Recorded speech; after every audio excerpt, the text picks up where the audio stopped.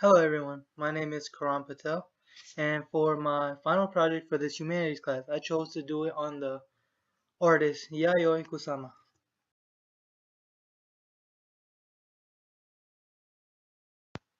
Yayoi Kusama was a part of the 21st century. She was an outstanding artist and writer. The thing that made her really outstanding was her freakish passion for something so simple. Who knew something so simple could make you incredible?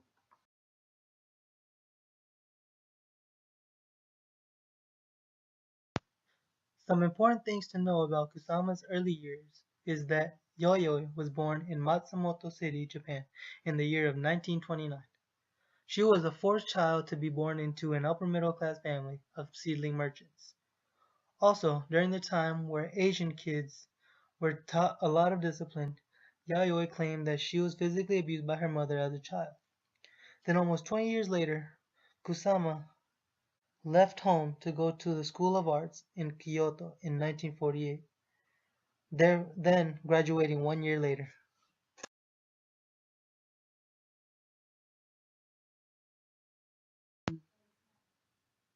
When Yayoi first became an artist, she was at the age of 10 where she created her first piece. That's where she made her official trademark of all of her artwork. That trademark was the use of polka dots, usually just covering surfaces with this pattern. Like in the picture, you could see that she used polka dots to cover the walls, the bench, and the piano. What made it so special was how colorful and diverse it was. Like I stated earlier, who knew something so simple could turn into something so incredible?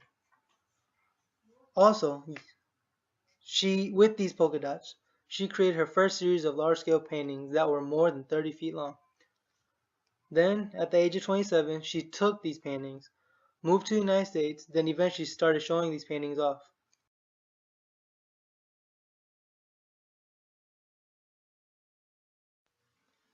After Kusama made the move to the United States, she moved into Seattle in 1957. Then, a year later, she moved to New York City. After that move to New York City, in 1961, Kusama moved her studio into the same building as sculptor Eva Hesse, eventually befriending her. Eva helped Yayoi become popular in the art world. Between the years of 1967 and 1969, in order to promote Yayoi's painting tactics and style, she started to paint polka dots onto her naked performers in the public. While in New York, Kusama had a 10-year-long sexless relationship with American artist Joseph Cornell, which was the only recorded attachment that Yayoi had. As you can see in the picture, they do not look like they are the same age. Well, that is correct, because they have a gap of 26 years between each other.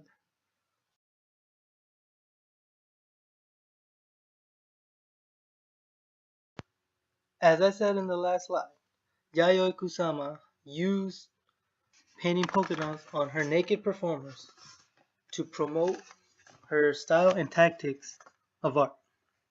As you see in the first picture, she is celebrating the United States on the 4th of July, and she is also painting polka dots onto the naked men, the men being veterans or fellow um, military men.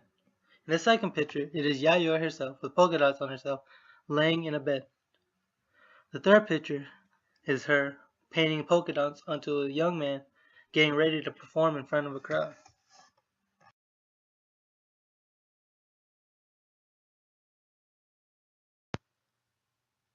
I thought that Yayoi Kusama had a very interesting life. With her use of polka dots, it helped her be partners with the French fashion house of Louis Vuitton, which is a big deal. She is also known for the most important living Japanese artist, and she also holds the record for the most expensive piece of work sold by a living female artist.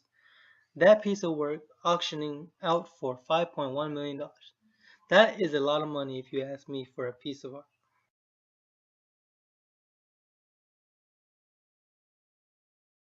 Yayoi had a lot of artworks that she has created. Below are just some of the pieces that caught my eye. The first one is called Love is Calling. Then there is The Soul of Millions of Light Years Away. There is one called My Heart, another one called The Germ.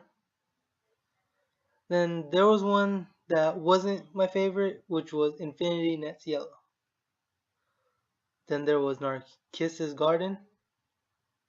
Then another one called The Ascension of Polka Dots. And then there was Repetitive Vision.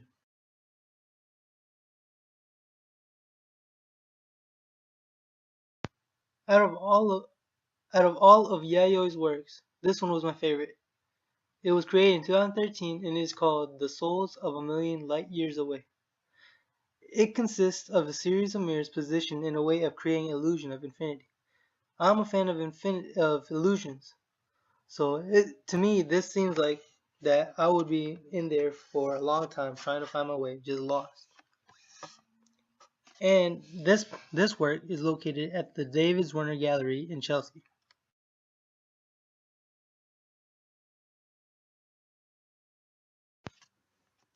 This piece of work called Love is Calling is my second favorite because it has the same concept as The Souls of a Million Light Years Away.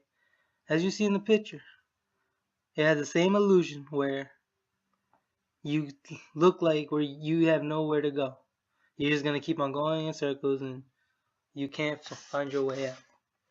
Just like the last one, The Souls of a Million Light Years Away, it is also located at the David Zwirner Gallery in Chelsea. Another name for this piece of work is called I Who Have Arrived in Heaven. This one was created in 2013 also.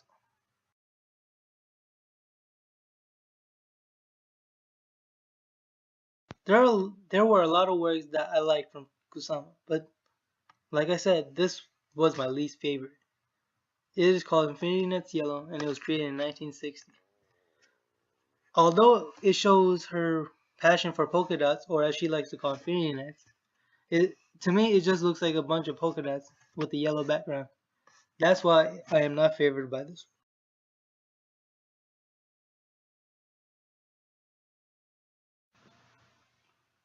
Another piece of work that I like was called Narcissus Garden.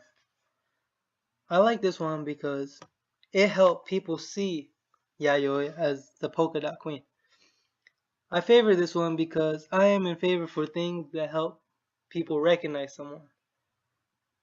And this is located at the Venice Biennale and it was created in 1966.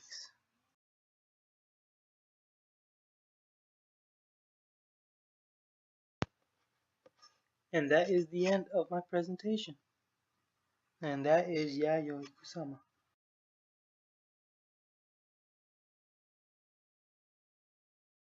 And this is my works cited page.